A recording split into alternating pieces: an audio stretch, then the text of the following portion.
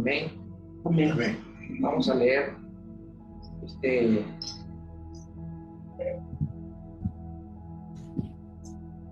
vamos a leer para recordar esta carta. Un solo capítulo, tiene pocos versículos.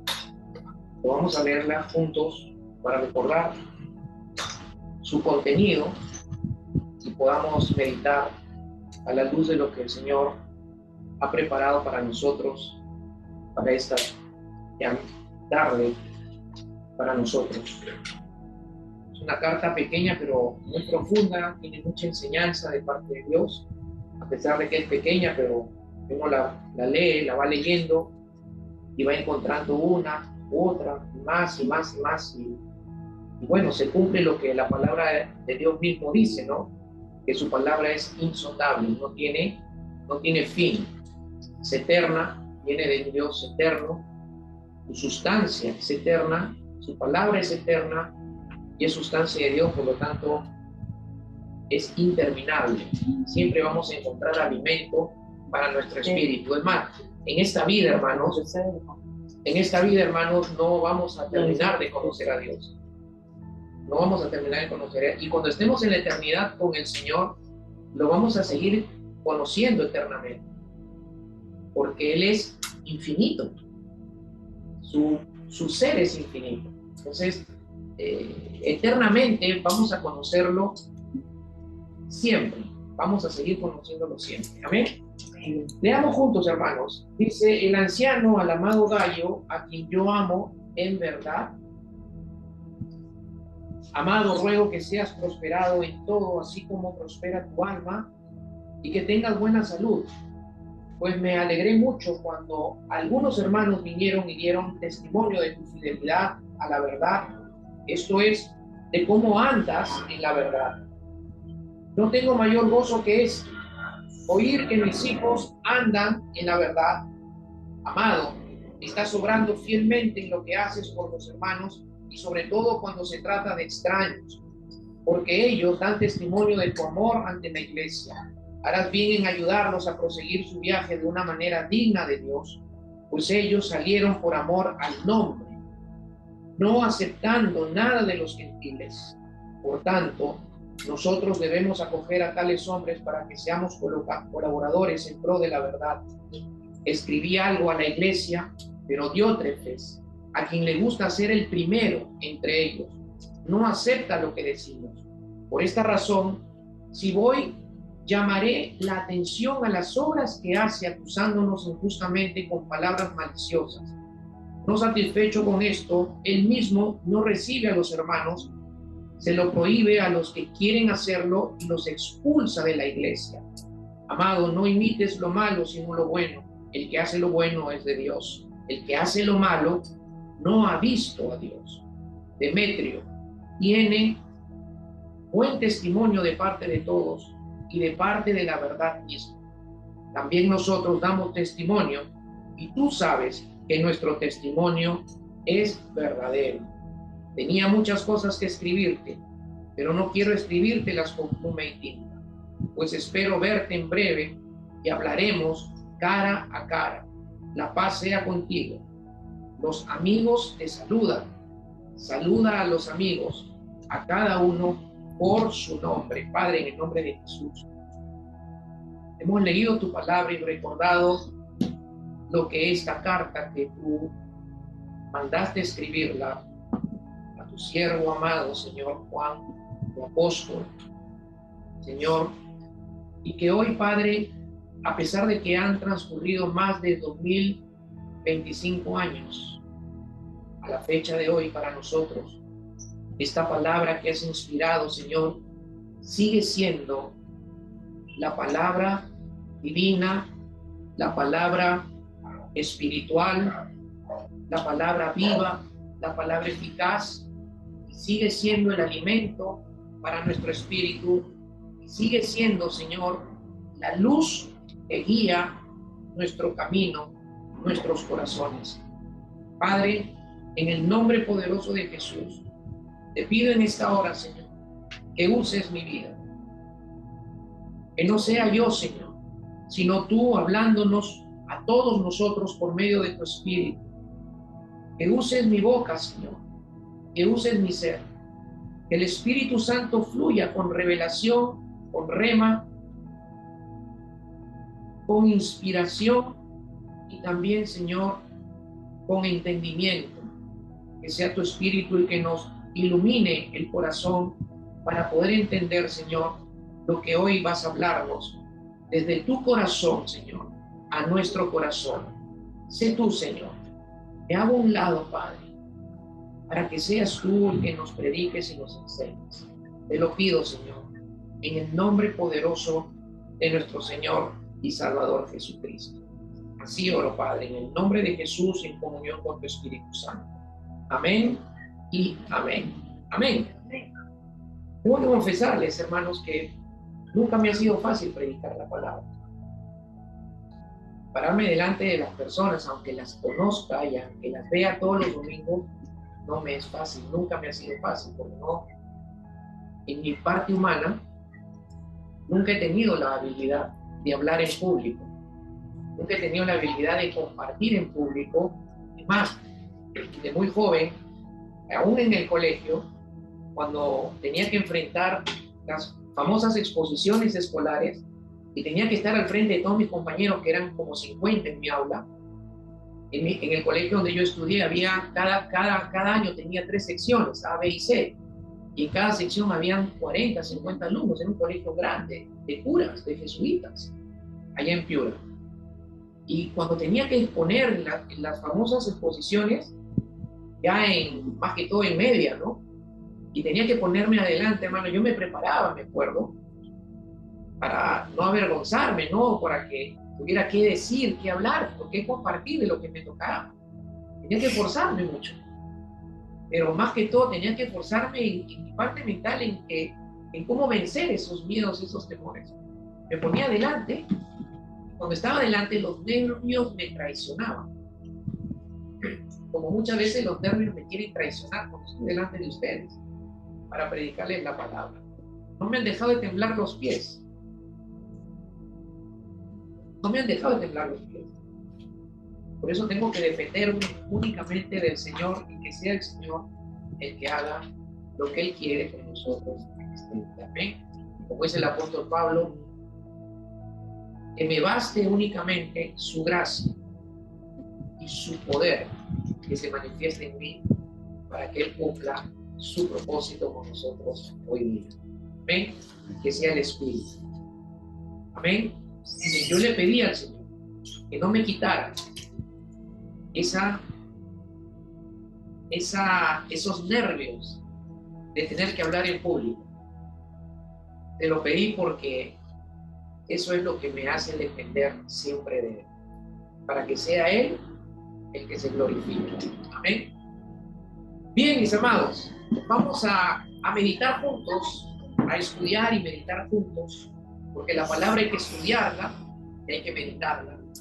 Y al estudiarla y meditarla, pues la podemos predicar también todos nosotros, ¿no? Que la predicación, más que todo, es compartir, es exponer lo que Dios te ha enseñado, lo que Dios te ha hablado, lo que Dios quiere decir a través de tu vida, ya sea para tu familia, para ti mismo o para la iglesia, en el área donde el Señor te use, en el tiempo que Él va a usar tu vida en esta iglesia.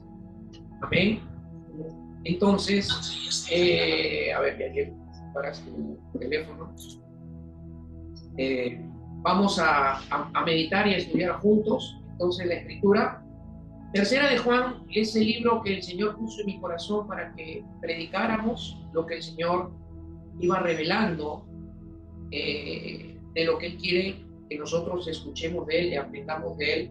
El domingo pasado iniciamos con nuestra predicación, enseñanza y meditación de esta tercera carta del apóstol Juan, y el domingo pasado pudimos meditar con la ayuda del Espíritu a través de lo que el contexto de la carta nos enseña, ¿no?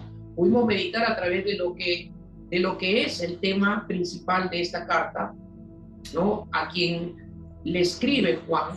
Evidentemente, como ustedes han observado, él escribe a una persona, pero esta carta era para la iglesia donde esta persona llamada Gayo era líder en la iglesia, en alguna de las iglesias de Asia Menor, y que estaba bajo la supervisión del apóstol Juan.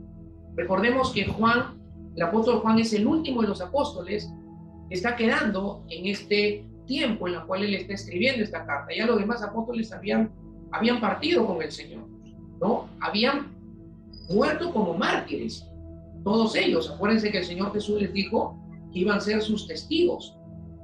Y la palabra testigo en el griego es martureo, que es mártir, ¿no? Ellos murieron como mártires, entregaron su vida por causa del camino, por causa de la fe, por causa de seguir al Señor Jesucristo y de ser fieles al Señor Jesucristo en todo lo que el Señor les había encomendado en cuanto a la tarea, a la obra de la iglesia. Amén.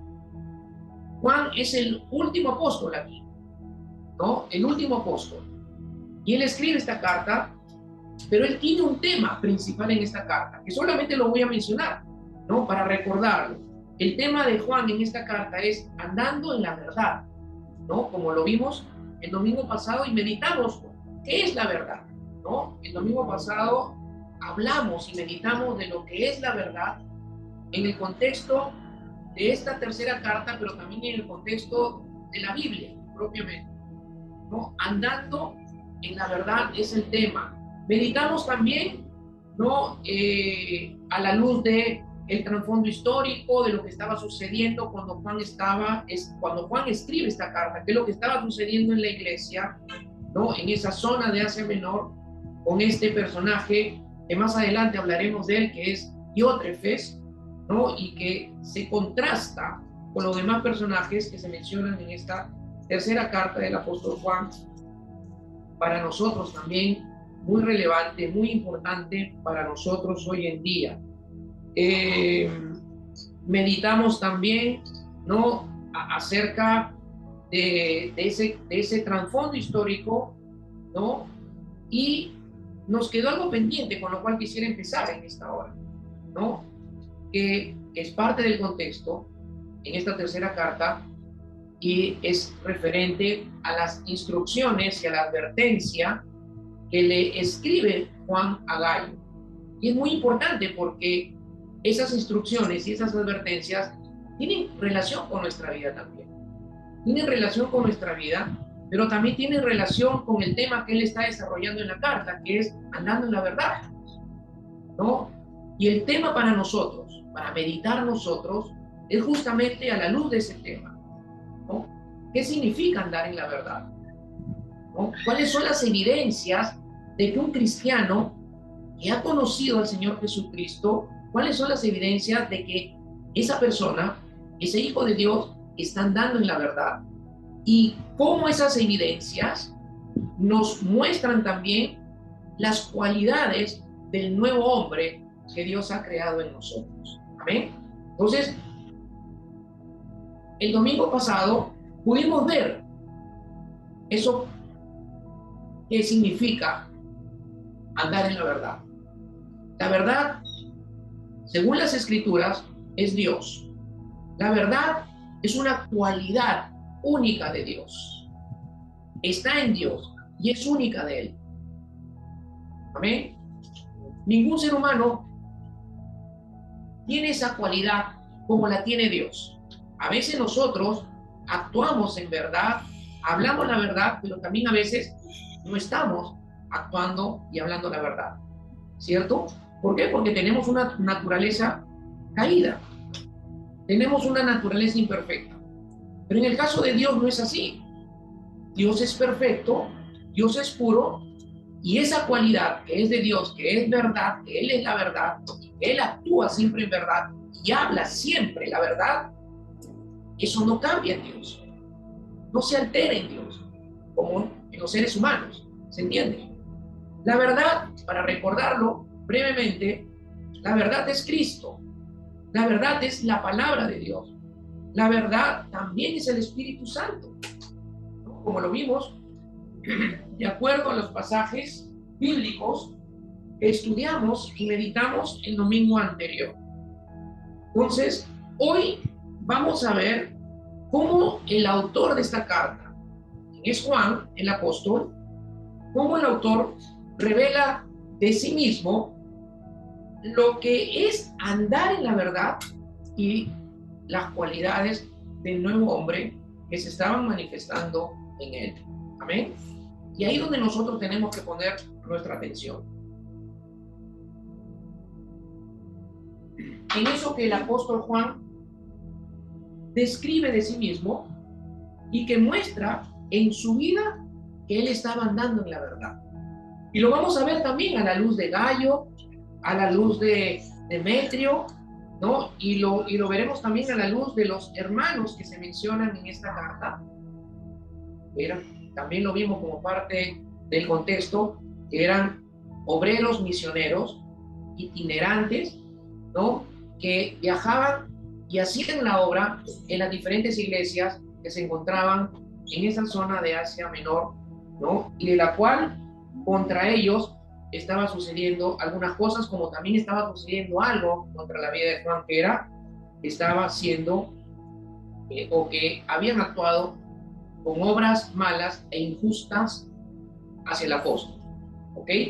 Entonces, vamos a meditar un poco ahora sobre él, sobre lo que él dice de sí mismo, de lo que él habla de sí mismo, ¿no? Y veamos qué es andar en la verdad y cuáles son esas cualidades del nuevo hombre que también están en nosotros. Pero la pregunta, como nos las hicimos el domingo pasado, la pregunta para nosotros es si realmente nosotros estamos andando en la verdad. Si nosotros realmente estamos andando en la verdad. Esa es una pregunta que siempre nos tenemos que hacer y yo creo que es válida que nos hagamos esa pregunta, ¿no? Al final de cada día de nosotros. Preguntarnos, ¿he andado en la verdad hoy? ¿He manifestado hoy, he vivido hoy desde las cualidades del nuevo hombre? ¿Se han podido ver en mi vida que yo he caminado, que yo he andado en la verdad? ¿Se ha podido ver hoy en mi vida las cualidades del nuevo hombre? Porque si vemos al personaje sobre la cual también Juan escribe y contrasta a Demetrio, Demetrio no estaba andando en la verdad. Tampoco estaba él caminando en las cualidades del nuevo hombre. Solo quiero decir eso de Demetrio hoy, porque no es el enfoque para nosotros este personaje hoy. Nuestro enfoque es el apóstol Juan, de quien vamos a meditar hoy. Pero antes, veamos brevemente, y solamente voy a mencionar las instrucciones para que las puedan reconocer ustedes, ¿no? Y evalúen sus vidas, si ustedes están caminando bajo la dirección de esas instrucciones, porque toda instrucción que está en la palabra de Dios es algo a lo cual nosotros tenemos que preocuparnos de hacer. Una instrucción es algo que tú y yo tenemos que hacer porque Dios así lo instruye y lo manda para nosotros en su palabra. La primera instrucción está en el versículo 6 y es lo que tenía que hacer el destinatario: ayudar a los que hacen la obra. Usted lee en el verso 6, dice: porque ellos dan testimonio de tu amor ante la iglesia, harás bien en ayudarlos a proseguir su viaje de una manera digna. ¿Qué es lo que tenía que hacer el destinatario? Ayudar a los que hacen la obra. Pregúntate tú mismo si estás ayudando a los que hacen la obra. De esto voy a meditar cuando nos toque estudiar a Gallo, ¿ok? A Gallo y a los hermanos, a estos obreros misioneros. Pero preguntémonos, ¿estamos ayudando a los que hacen la obra? Los que hacemos la obra no solamente es mi esposa y yo. Los que hacemos la obra del Señor somos todos. Porque la Biblia dice que todos somos obreros de Dios. Todos somos obreros de Dios. La Biblia dice que todos somos sacerdotes de Dios. Todos los que estamos en Cristo somos sacerdotes. Y los sacerdotes tienen una función en la Escritura. Tenemos una función. La hermana Vilma es sacerdotisa. Su esposo es sacerdote. Sus hijos en Cristo también son sacerdotes. Ustedes son sacerdotes. Y tenemos un sacerdocio. Y tenemos también un llamado a servirle al Señor. Ahí lo dejo, porque no es mi tema. Verso 8. Otra de las cosas que se instruyen o que debemos hacer como instrucción, dice, por tanto nosotros debemos acoger a tales hombres para que seamos colaboradores en pro de la verdad. ¿Qué es lo que debemos ser? Colaboradores en pro de la verdad. También sería bueno que nos preguntemos si estamos siendo colaboradores en pro de la verdad. La otra instrucción la vemos en el verso 11, donde hay dos instrucciones del autor Juan Agallo, su destinatario. Dice, amado, no imites lo malo, sino lo bueno. El que hace lo bueno es de Dios y el que hace lo malo no ha visto a Dios. ¿Qué es lo que tenía que hacer? La instrucción que tenía que ejecutar, no imitar lo bueno, y lo que no debía de hacer, no imitar lo malo. No imites lo malo, imita lo bueno. ¿Estamos imitando lo malo o estamos imitando lo bueno? Hermanos, había un hombre que estaba como líder en una iglesia, en una de las iglesias cerca de Éfeso, y era Demetrio. Y Demetrio no estaba haciendo lo bueno. No lo estaba haciendo. Perdón, Diótrefes no estaba haciendo lo bueno. Demetrio sí estaba haciendo lo bueno. Juan estaba haciendo lo bueno. Gallo estaba haciendo lo bueno.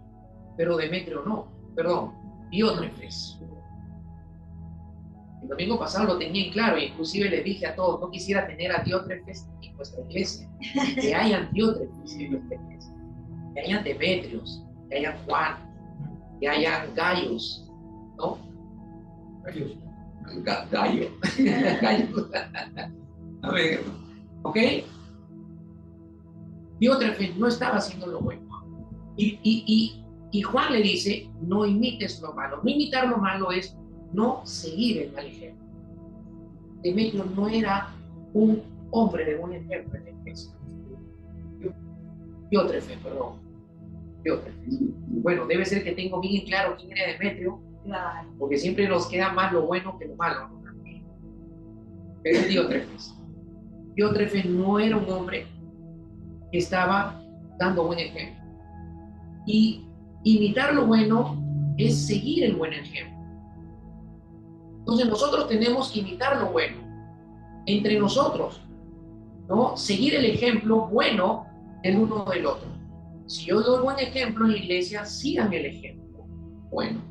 Pero si tenemos entre nosotros alguno que no está haciendo lo bueno, sino lo malo, no hay que seguirlo. No hay que seguirlo. No hay que seguir los malos ejemplos de nuestros amigos, tampoco los malos ejemplos de nuestros familiares, ni siquiera de nuestros padres. Debemos seguir los malos ejemplos. Como hijos de Dios, somos llamados a imitar lo bueno, a seguir el buen ejemplo, y nuestro mejor ejemplo y el más buen ejemplo y el máximo ejemplo que tenemos, ¿quién es? El Señor Jesucristo. Imita al Señor Jesús, como Pablo dice, imítenme a mí porque yo imito a Cristo. El buen ejemplo de Pablo estaba porque Pablo seguía el ejemplo de Cristo. Y por eso él tenía la autoridad de decirle a toda la iglesia, imítenme a mí, síganme a mí, sigan mi ejemplo, porque él estaba seguro de que él seguía a Cristo, seguía el ejemplo de Jesús. Amén. En eso nosotros tenemos que preocuparnos. Nosotros, todos los que están aquí, a excepción de mi cuñada, que ya se va penosamente el día jueves con su hijo, ya regresa a Estados Unidos, después de casi 5 meses, pero ya regresa, pero volverá en tiempo del Señor para seguir acompañándonos en ese tiempo. A excepción de ella, todos los que estamos aquí, estamos siendo preparados por el Señor como columnas de la iglesia.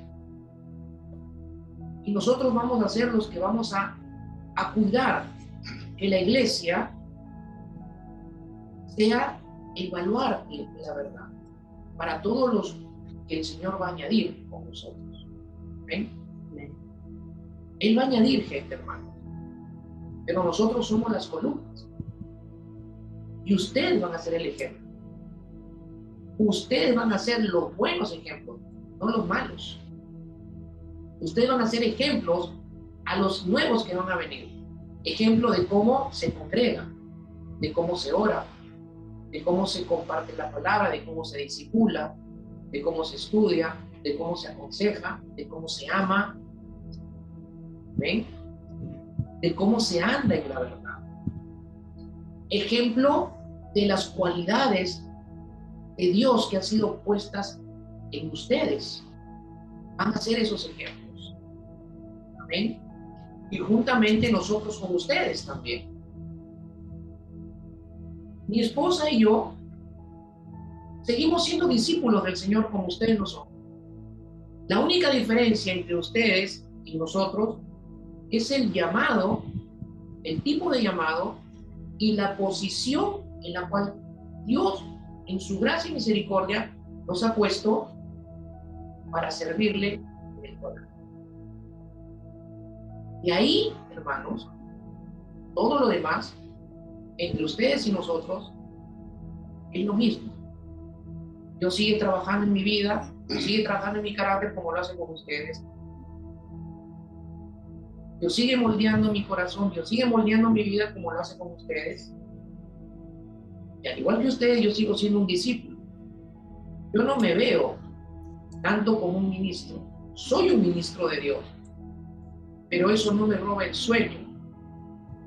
Lo que me roba el sueño y me preocupa es no dejar de ser un discípulo de Jesús.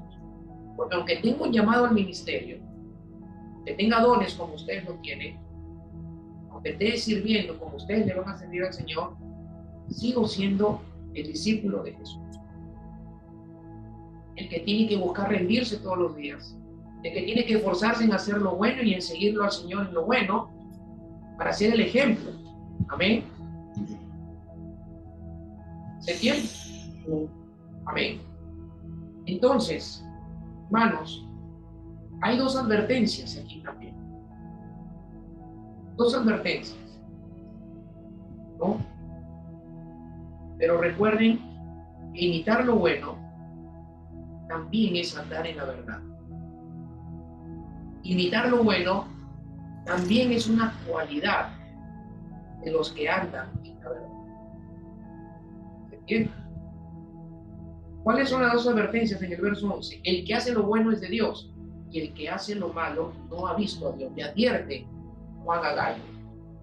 Dice Gallo, te advierto que el que hace lo bueno es de Dios. Pero el que no hace lo bueno no ha visto a Dios. Juan tenía dudas de la realidad espiritual de Dios. Tenía dudas. Porque Diótrefes, tal vez, bueno, algunos estudiosos de la Biblia lo califican como un falso maestro en la iglesia. Pero si vemos a Juan no lo excomulga a Diótrefes, como vemos a Pablo excomulgando en la iglesia a varios, ¿no? Echándolos y entregándolos a Satanás, ¿no? Simplemente le advierte, ¿no?, a Gallo, y simplemente Juan dice, cuando vaya, dice en el verso 10, por esta razón, si voy, dice, llamaré la atención a las obras que él hace, acusándonos injustamente con palabras maliciosas. Pero no lo excomulga. ¿Por qué? Porque Juan tenía dudas. Posiblemente era un hombre de Dios, pero se había equivocado o se estaba equivocando y se había desviado. Es lo que puede suceder, hermanos, con los hijos de Dios.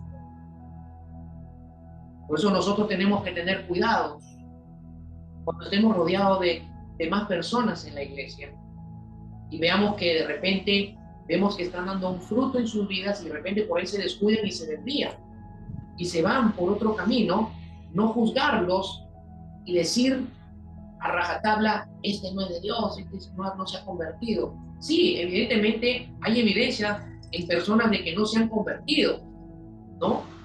Pero si tenemos el testimonio de ellos, de que han dado fruto en algún momento y en algún momento se descuidan y se desvían, que le puede pasar a cualquiera, por eso el apóstol Pablo dice, aquel que quiere estar firme, mire, cuide de no caerse, ¿cierto?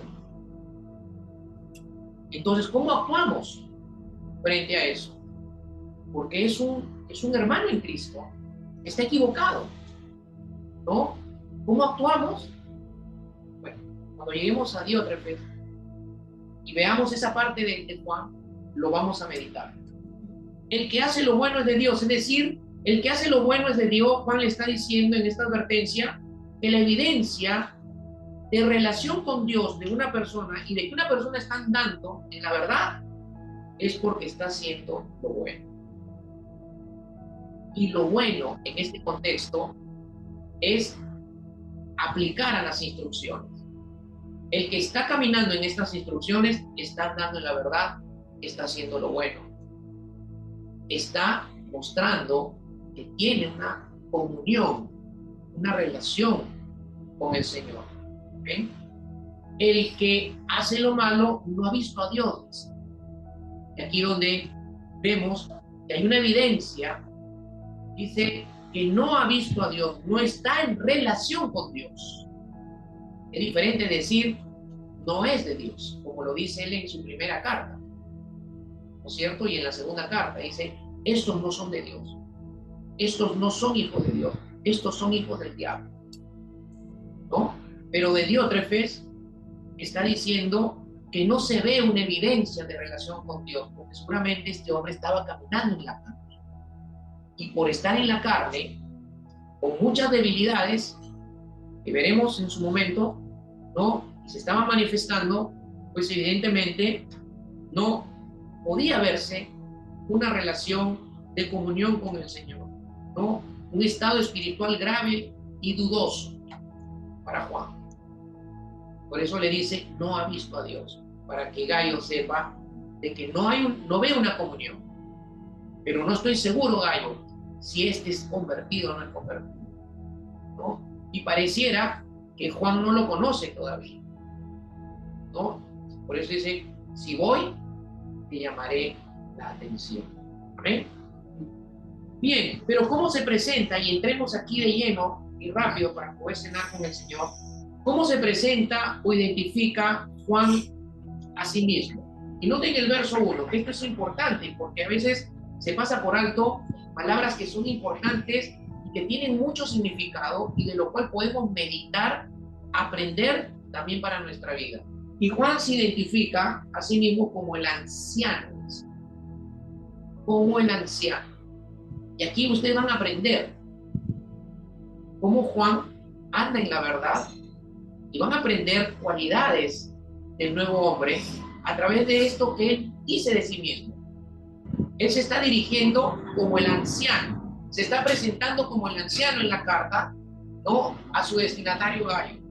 Ahora, evidentemente, en el contexto cronológico, en el contexto del tiempo de Juan y en el contexto histórico, ¿okay?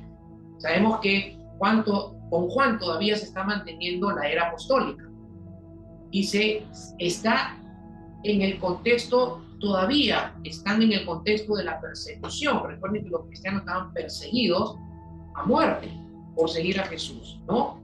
Perseguidos por los judíos, perseguidos por los romanos, ¿no? Entonces, es evidente que por seguridad de no ser identificado por nombre propio, ¿no? En caso de que la carta sea interceptada. Recuerden que si la carta era interceptada y los nombres, ¿no? De los apóstoles, en este caso de Juan, era leído a nombre de Juan, el apóstol Juan, pues evidentemente podían llegar a donde estaba él, pues y, ¿no? Matarlo, como lo van a intentar. Antes de que él escribiera el último libro de la Escritura, que es el Apocalipsis. Recuerden que él fue echado en una olla de aceite hirviendo y no murió. No murió, hermanos. ¿No? Una gracia de Dios especial para él, ¿no? Bueno, él mismo se describe en el Evangelio de Juan como el discípulo amado de Dios, el que siempre estaba al lado del Señor, con su cabeza recostado en su pecho, cerca al corazón del Señor, manifestándole su amor, su pasión por el Señor. Por eso se identifica como el discípulo amado. Pero bueno, aquí estamos hablando de que él se presenta como anciano, ¿no?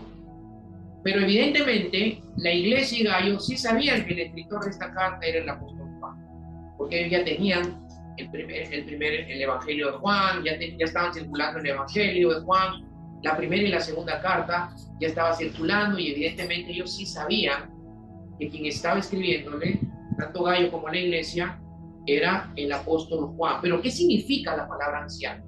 La palabra anciano tiene dos significados en el Nuevo Testamento.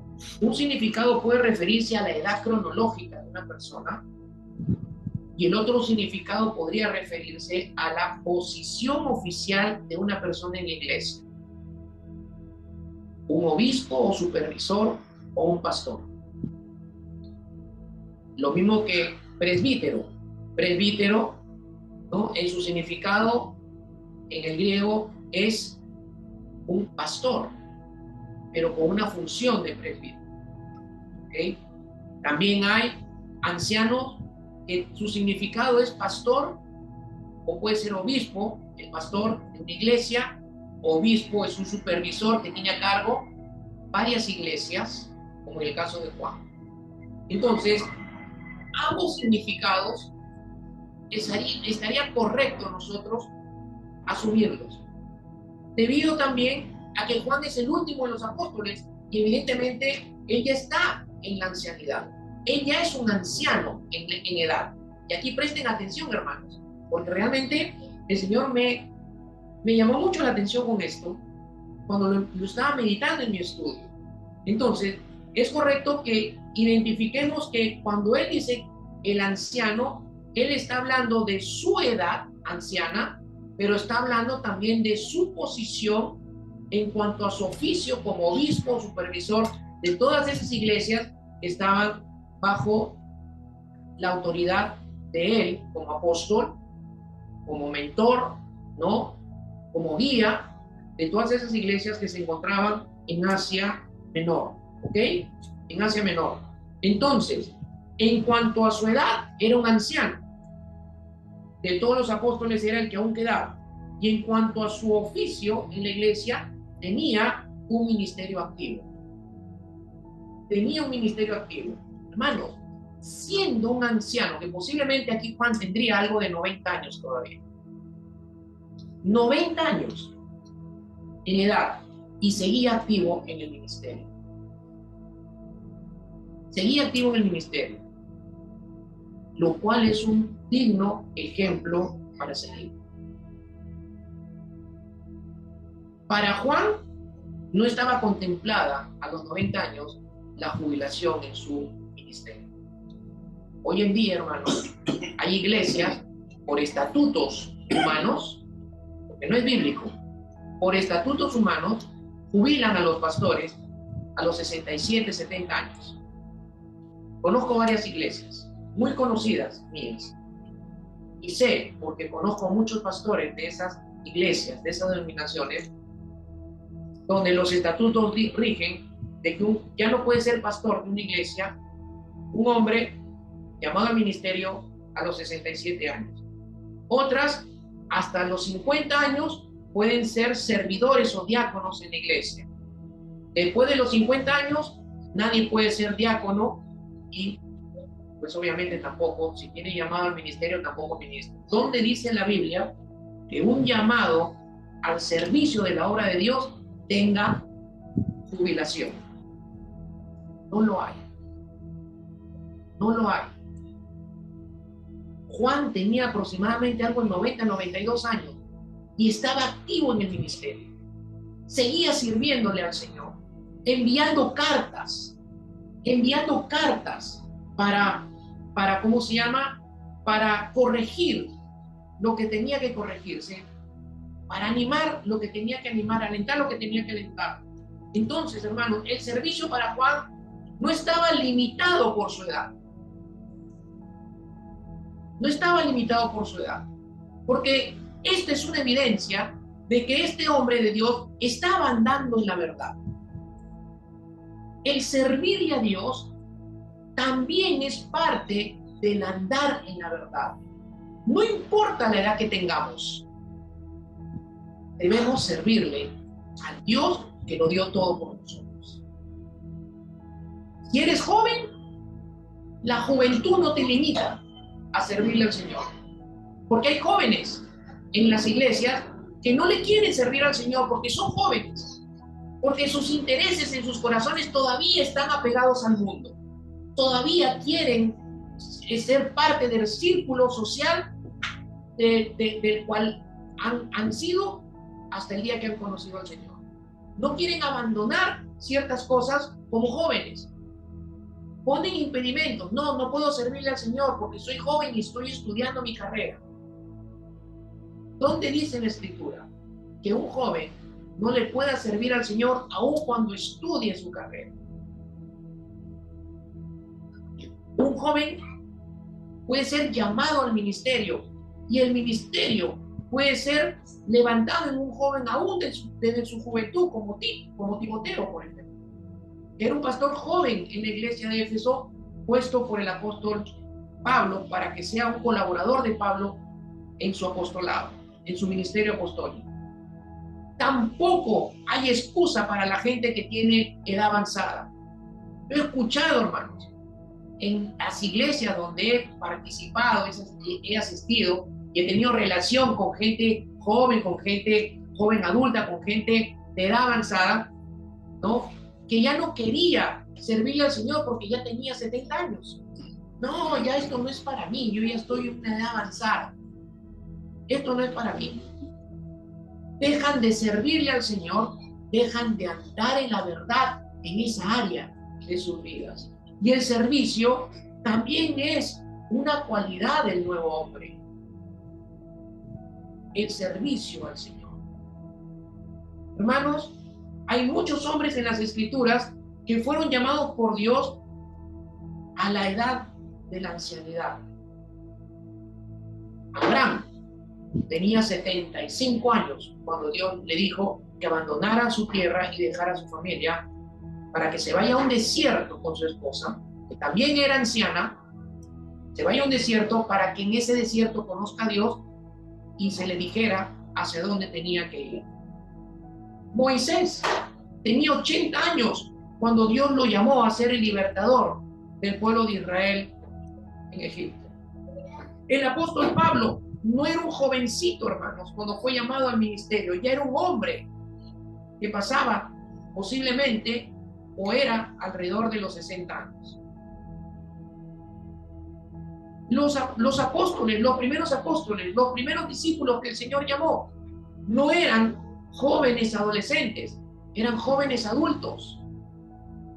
Pero también tenemos a jóvenes llamados por el Señor, como Samuel, por ejemplo, que fue llamado desde el vientre de su madre y por eso su madre lo dedicó al Señor desde muy pequeño, desde los 10 años.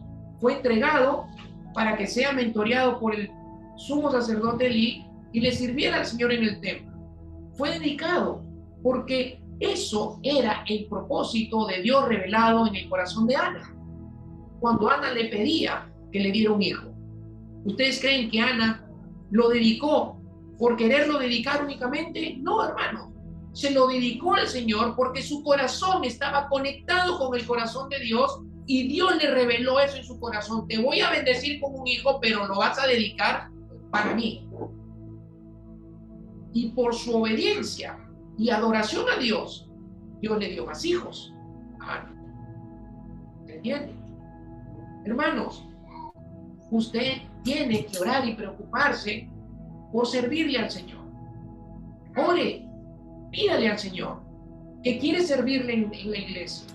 Ábreme una oportunidad, Señor. Crea un espacio para servirte. Y si no lo hay, pues Dios lo va a crear, hermanos. Porque para que ustedes le sirvan al Señor, el Señor sabe que Él tiene que producir el área de servicio. Y hermano, ¿cómo sabe usted? ¿Cómo sabes tú que por tu oración, a pedirle a Dios que deseo de querer servirle, perdón, el Señor empiece a producir un crecimiento en la iglesia? Porque las áreas de servicio se empiezan a manifestar cuando la iglesia empieza a crecer. Pero aún como estamos, pueden servirle al Señor. Pueden servirle al Señor. Solamente tienen que orar y pedírselo al Señor. Porque el servicio es andar en la verdad. Y es cualidad de los hijos de Dios en la palabra. Amén.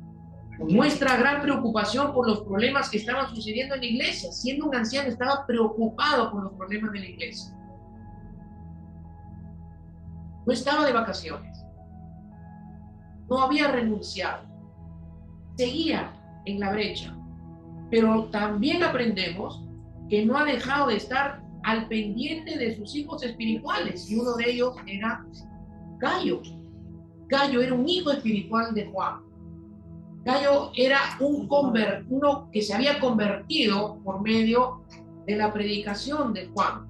Y Juan lo había discipulado. Por eso él mismo dice en el versículo 4, y lo vamos a estudiar la próxima semana, porque hoy solamente estamos viendo 2 cosas de Juan.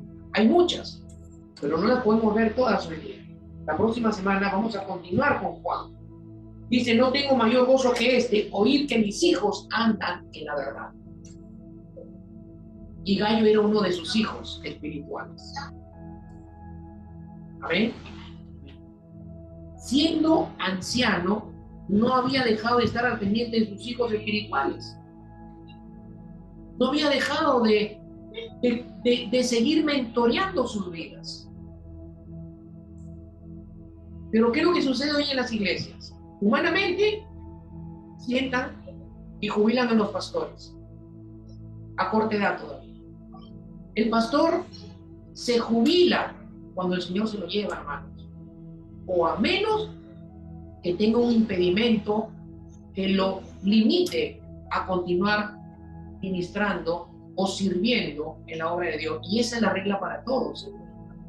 A menos que tengas una enfermedad física que te esté impidiendo y que Dios la permite con un propósito. Pero si no, nadie debería dejar de servirle, nadie debería dejar el discipular a otros, ¿no? Como lo vemos en este buen ejemplo.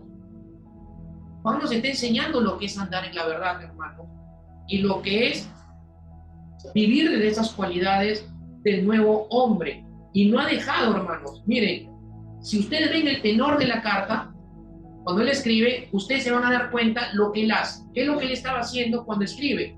Estaba elogiando a su destinatario, a su hijo espiritual, y a través de él a la iglesia. Estaba elogiándolo, lo estaba reconociendo, estaba destacando y reconociendo las cualidades y los méritos de Gallo. Hermanos, eso es andar en la verdad. Andar en la verdad significa que nos elogiemos entre nosotros. Que nos elogiemos entre nosotros. Hermano, está bien lo que estás haciendo para el Señor.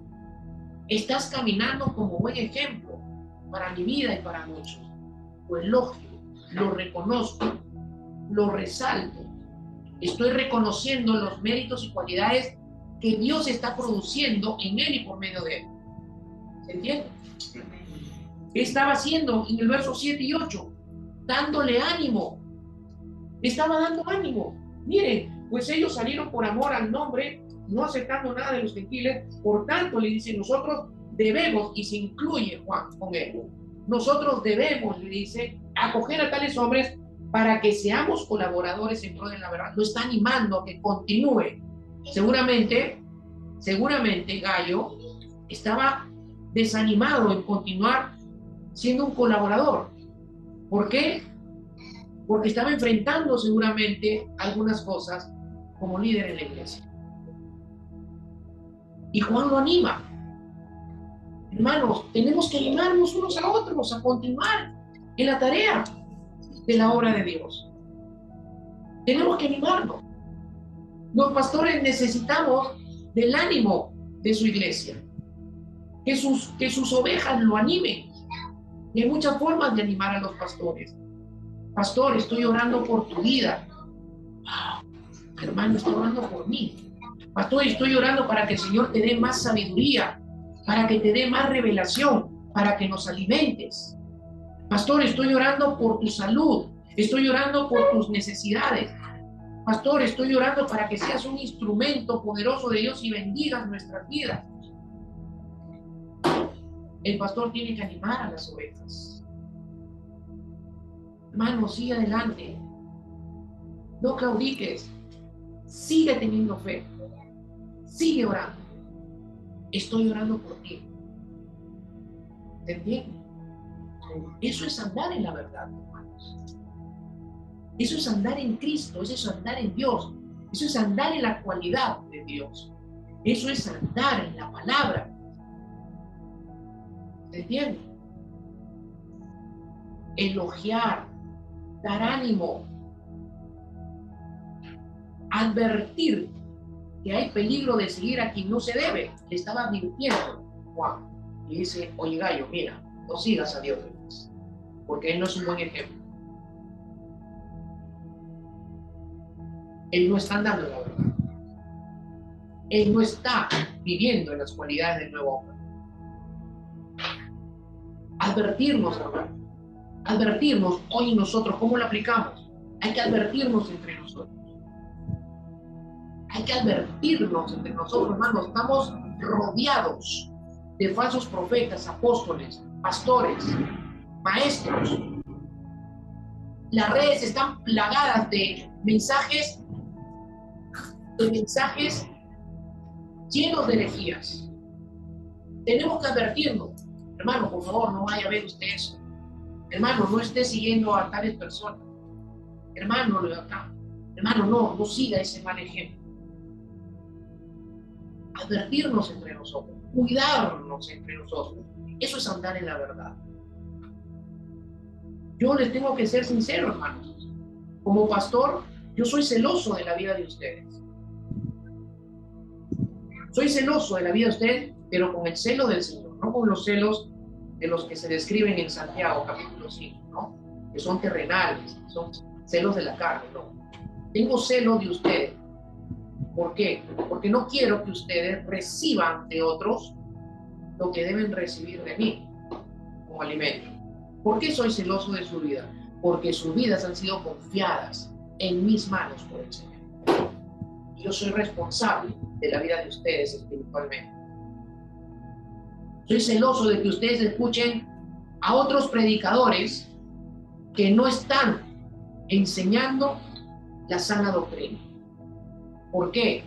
Porque sé que podrían confundirse si no tienen buen cimiento de la palabra. Yo sé que aquí hay varios que sí tienen fundamento, conocen la palabra y que va a ser muy difícil y hasta casi imposible, voy a decirlo, que sean engañados.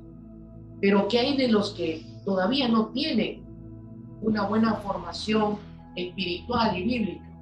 Soy celoso de eso. ¿Se entiende? Por eso me preocupo por sus vidas, ¿no? Si quieren escuchar a alguien, que sea alguien que realmente esté predicando la sana doctrina, lo que creemos y lo que está en la Escritura. Pero pregunten al pastor: pastor, ¿será bueno que escuche a esta persona o no será bueno? A ver, hermano, si no la conozco, la voy a investigar, la voy a evaluar, voy a ver, voy a escuchar y te voy a decir si debes o no debes. Porque para eso Dios me ha puesto, para cuidar tu vida. Tengo la autoridad para advertir. No sigas a tal hombre, no sigas a tal mujer. Pero estará en ti obedecer o sujetarte al Señor a través de mi vida. ¿Amén? Pero debemos advertirnos entre nosotros. Pero también lo instruye, como hemos visto, le da instrucción. Hermano, te voy a instruir porque la palabra de Dios dice eso. Por eso no debes hacerlo. Hermanos, hacernos de la vista gorda. Y creo que voy a terminar el mensaje con esto, hermano, porque lo que viene es muy extenso todavía. El segundo punto que iba a predicar hoy, que tiene que ver con evidencias. Estamos viendo algunas ya aquí de Juan. Nos va a tomar más tiempo. Pero no es mi intención correr, sino que nos alimentemos bien. Amén. Que comamos bien del pan de vida para que lo asimilemos bien y la vida de Dios, la vida de Jesús se manifieste en nosotros. Amén. Pero miren, le instruye, le da instrucción.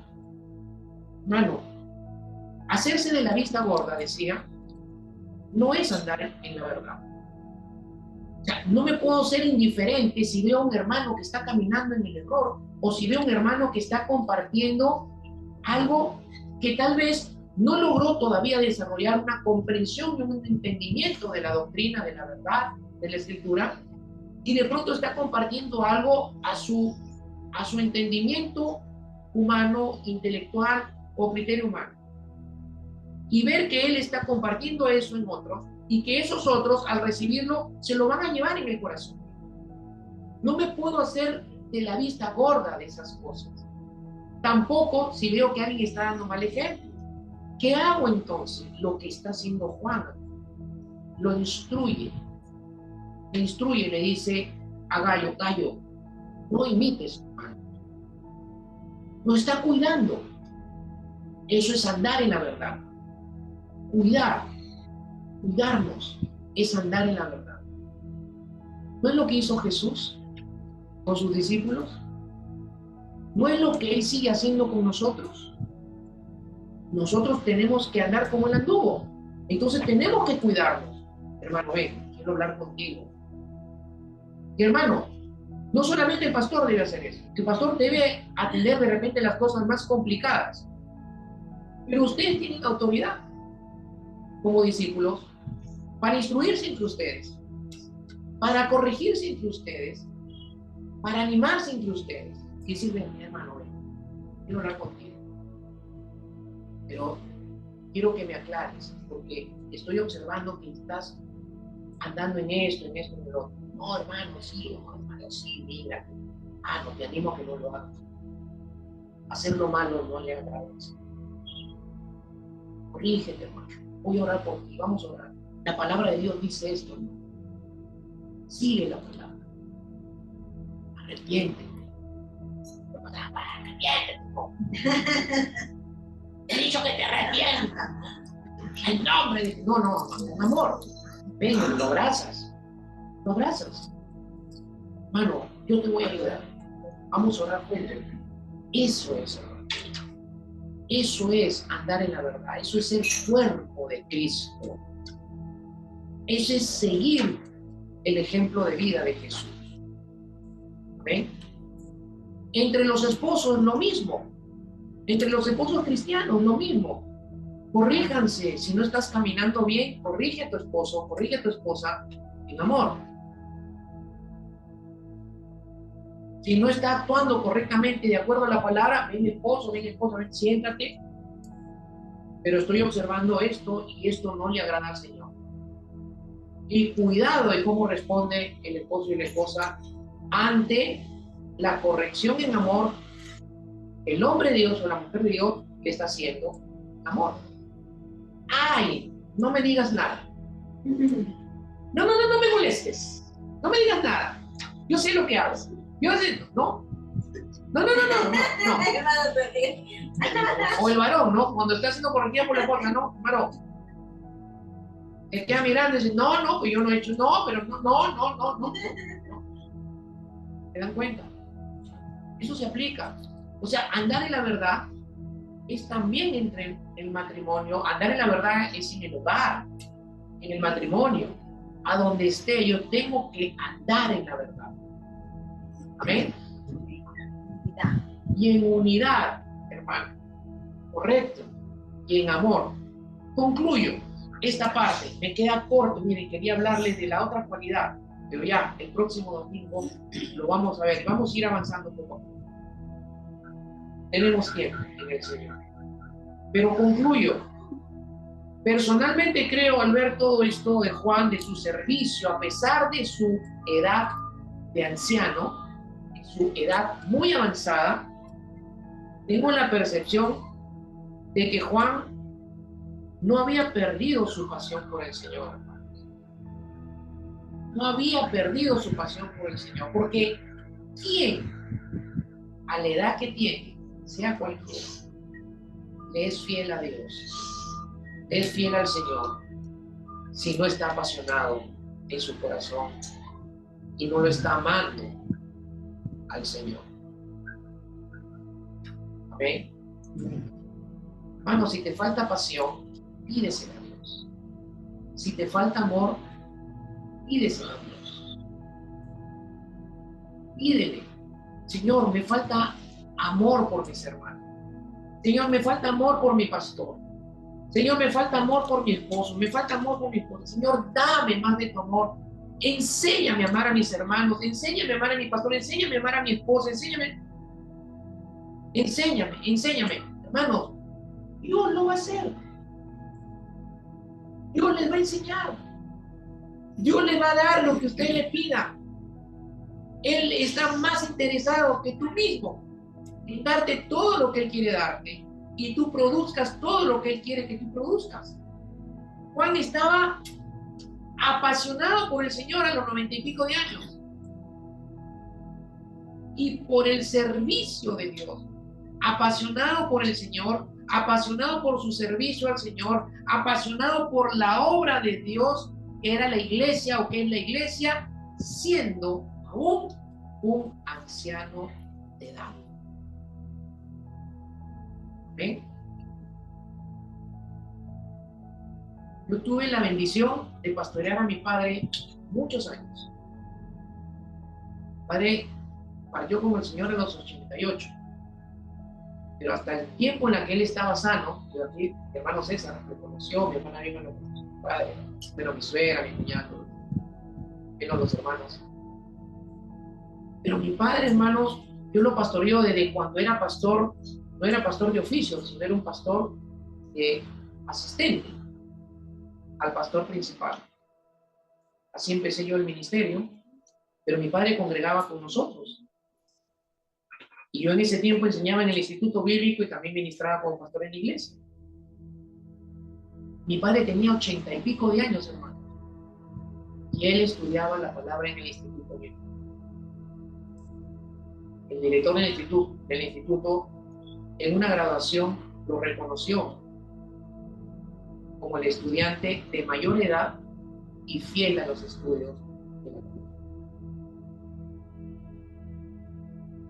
Nunca se perdía las clases en la iglesia. Nunca faltaba.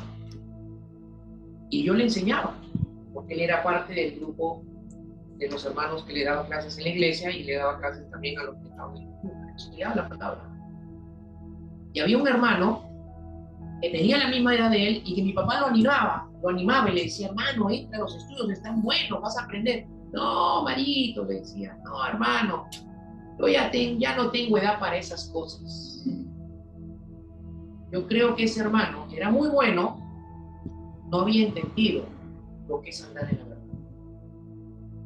No hay límites de edad. No hay límite de edad para andar en la verdad. No hay límite de edad para vivir de las cualidades del nuevo hombre. No hay límite de edad para servirle al Señor. Amén. No hay límite. Para Juan no hay edad para dejar de andar en la verdad.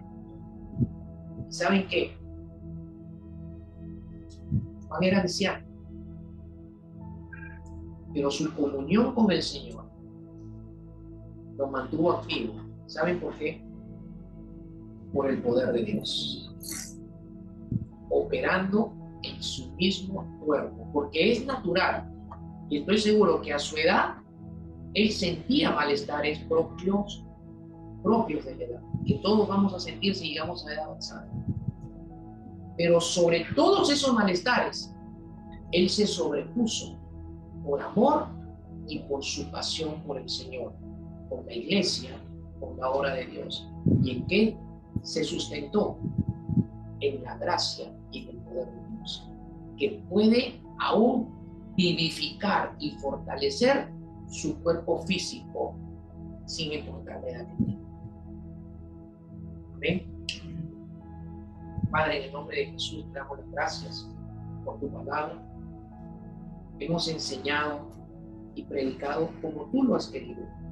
Hay mucho más que estudiar, Padre, y lo seguiremos haciendo fielmente, porque si algo queremos y anhelamos es vivir en la verdad, andar en la verdad, vivir de las cualidades del nuevo hombre. Y hoy nos has hablado, Señor, sobre el servicio apasionado de amor que debemos tener por ti, Señor, porque esto es parte de nuestra nueva humanidad. Esto es parte de ser el nuevo hombre y esto es parte de andar en la verdad, Señor. Que la palabra siga fluyendo en nuestros corazones y active en el corazón por medio de tu espíritu la palabra en el corazón de mis hermanos, de tus hijos y en mi corazón también, Señor. Apaciónanos, Señor. Danos más amor para ti. Queremos servirte, Señor, hasta el final de nuestros días, Señor. En la misma actitud del apóstol Juan. No hay jubilación humana para nosotros, Señor. No hay pensamiento de vacaciones y de descanso. Porque si bien es cierto, Señor, cuando estemos en la eternidad estaremos de vacaciones eternas. Pero mientras estemos en esta vida, Señor, sea para darlo todo por ti, Señor, por tu causa, por tu obra, Señor, y para que tú seas glorificado.